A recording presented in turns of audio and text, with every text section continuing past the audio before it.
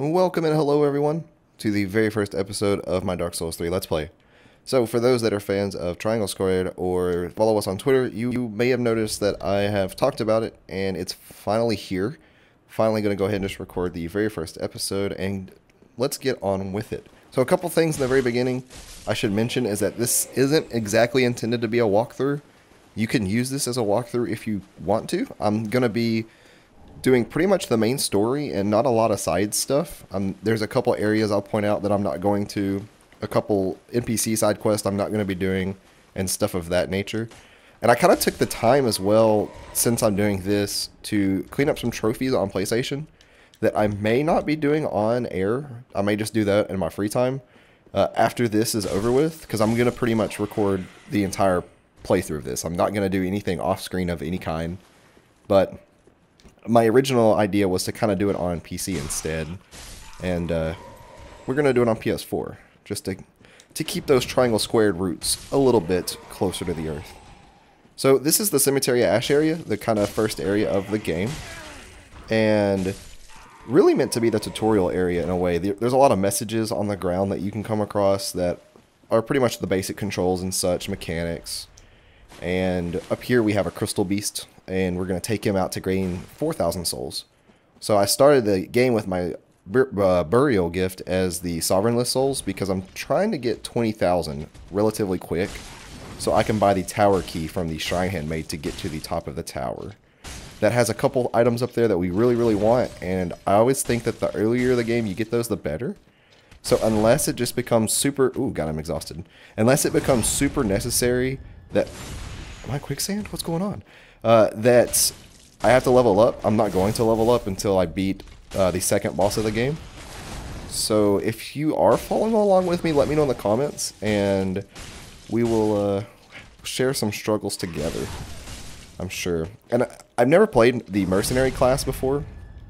The very first time I played the game, I played as the knight, and I went with the Astora Greatsword build, and I think I'm going to end up doing that in the end as my actual final build, just because I love that weapon so much. It's so fun to use and so overpowered. And we're just going to kind of pave the way there since it's a dex-based weapon, and starting with Mercenary gets us 16 dexterity, so that's already pretty much up there. We could do a warrior playthrough, actually, and make it a little bit easier on us, since warrior starts out with 16 strength, I think. And that'll at least make the earlier game easier.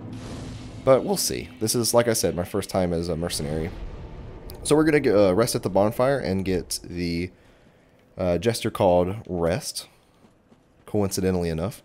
And we're just going to kind of take out all the enemies through this area and then fight the first boss. And then do kind of the Firelink shrine cleanup, get all the items there, kill all the enemies, and call it an episode. So what I've been thinking in my mind is that the episodes are going to span each area. So the second episode will be the High Wall of Lothric, and the third episode will be Undead Settlement, and so forth and so on. So that's at least what I'm planning, and that means that this episode will probably only be around 15 to 20 minutes. Where the rest of the episodes are going to get a little bit longer in length depending on the area. Because like Undead Settlement is just a longer, bigger area than High Wall of Lothric is. So the nature of the Let's Plays aren't going to be consistent in time due to that. So, woo, hey now. Let's not do that to me. Chug an Estus real quick. Pick up a Fading Soul. Yep. Knock you off the cliff. Or not. That's fine. Just that's disrespectful enough. But let's go ahead and go through the area boss. Oh no! Also, you can't be serious. But we're going to take on Gunder and then clean up Firelink like I was saying. And get a couple items there and call it an episode. Something I'm going to be doing a lot too is just pointing out how beautiful the environment is in the game. It wasn't until like my second or third playthrough that I realized that that's a giant coffin jutting out of the roots of the tree there. And something else is cool is most of the environments in the distance, if not all of them, is stuff you're going to go to. Like that is the top of the tower I was talking about that we're going to need the key for. So game is super beautiful. And if you've never played Dark Souls 3, I would almost tell you not to watch this and just turn and go play it if you have any interest in doing so because of how amazing it is. And, ooh, he's fairly hard for a first boss, but once you learn his moveset, you can pretty much just wreck him. It pretty much involves staying close to him and rolling towards him when he attacks. And then when he transforms into Pus of Man, you can just stay on his right-hand side. Do some massive damage there. Right behind him on his right, like here. And pretty much miss all of his attacks. When he jumps up like this, we're just going to back away, roll on back in, and continue to do some damage. I'm actually kind of surprised at the lack of damage the Mercenary has compared to like the Warrior and such. Ooh, that's not good. Do a heal real quick. But I guess that's kind of what you would expect. What is up? Okay, there we go. So what is up with my camera angle? And roll, and dead. Woohoo! Give me that coiled sword, good sir. There we go. And we're going to light the bonfire here. That coiled sword is what we're going to use to ignite the bonfire at Firelink Shrine with. And we are just introduced to the health mechanic in this game. All Dark Souls games have one, and in this game it is embering. So if you'll notice, I have embers and such flying off my cape. And my HP pool is now much larger. So that is the health mechanic in this game. If you die, you do lose your embering status, and you have to consume an item called an ember to gain it back. And basically, the benefits of doing so is just a larger HP pool and being able to participate in PvP mechanics, even if you're not doing PvP. So if you're not restored, you have to be restored to summon an NPC to, you know, help you out in a boss fight. And on the same side of the coin, if you're not restored, you won't be invaded by an NPC either. So there's going to be like 2 NPCs that I just hate fighting. And if I happen to not be restored, then I'm not going to bother restoring myself. So there's the entrance to Firelink. We're going to go there here in a moment. After we grab some Homeward Bones and some Embers and a shield. This game throws a million shields at you in the early game. And since I don't use shields that often, they're pretty much just like sword or sailing fodder for me to the Shrine Maid, even though you get barely anything for them. But we get our first Ember there, and I'm going to go ahead and equip that to my hotbar as well. This is the Ashen Estus Flask we picked up back in the Cemetery of Ash. And we're going to allot that into a regular Estus Flask. That's for magics and sword arts, which is that blue bar up there. And we're not going to be using any FP, which is what that skill is called. Or at least not enough to justify having an Ashen Estus Flask. We're never going to be using that much FP. I think we got everything done. I'm going to go up here and see if I can cheese the Swordmaster. Like I said, I'm not used to playing on Mercenary. I'm used to playing as a warrior or a knight. So if we go up here and stand at this square, he should just kill himself. Nope, he's not going to, so we'll have to do it for him. There we go. So that's an easy 2,000 souls, and his stuff, like his master's attire and his katana, will spawn here, which, now that I'm playing a dex-based character, I may actually want to go and grab that. That's actually not a bad thing to do.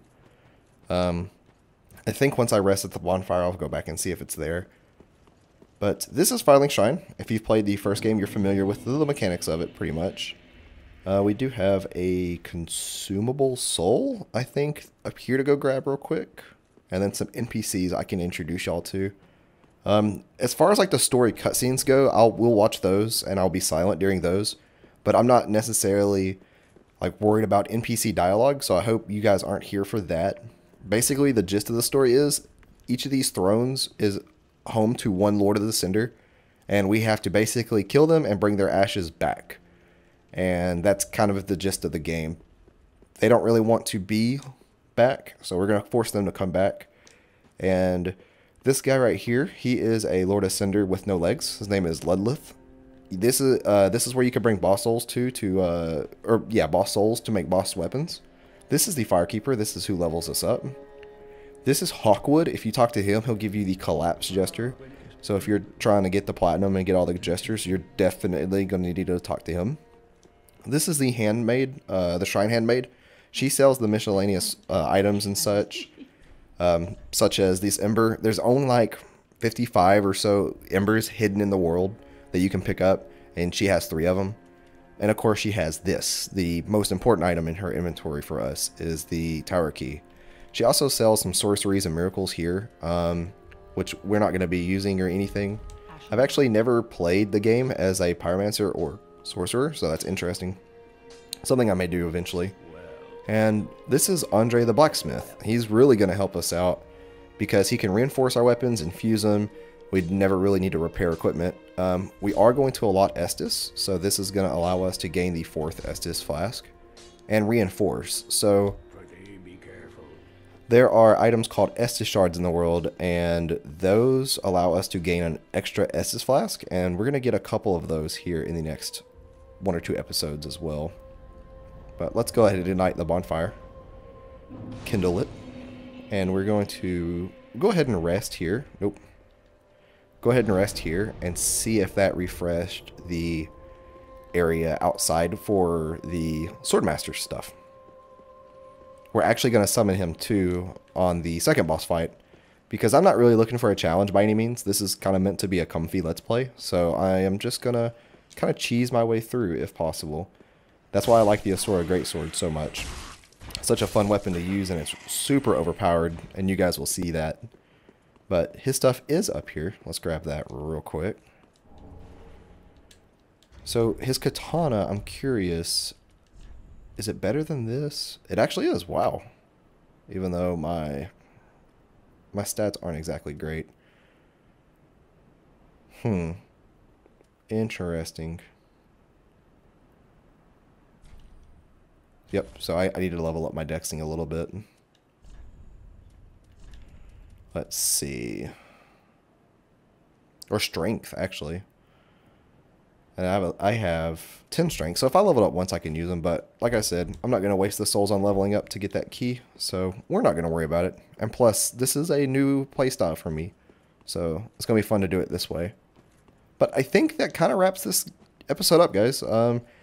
We will definitely be taking on High Wall of Lothric in the next episode, and I hope you guys have been kind of enjoying it so far. I plan to pretty much beat the game unless something drastic happens, or tragic, and we don't want that. So, what is he fighting? Anyways, I hope you guys did enjoy. Leave a like if you did, dislike it if you didn't, and I will always see y'all back here for episode 2. Thank you, guys.